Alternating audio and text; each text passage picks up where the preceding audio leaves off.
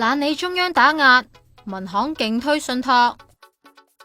中銀監喺3月底發出8號文件，整頓內銀嘅理財產品業務。4月頭，多間內銀好似工行、建行、招行等等都收斂咗好多，得返啲投資債券基金，每年回報4到5厘左右嘅產品。但係一向博字行頭嘅民生銀行一於少理，其中一間分行嘅職員喺記者查詢嘅時候落足嘴頭，向記者推銷一啲房地產類嘅信託產品，話每年回報有8到9厘㗎。之後記者再打返去分行，職員就推另外一個產品，它是2+2+2的，總共是6年，它的年化收益就是在13.5%以上。話係投資喺北京啲高層住宅。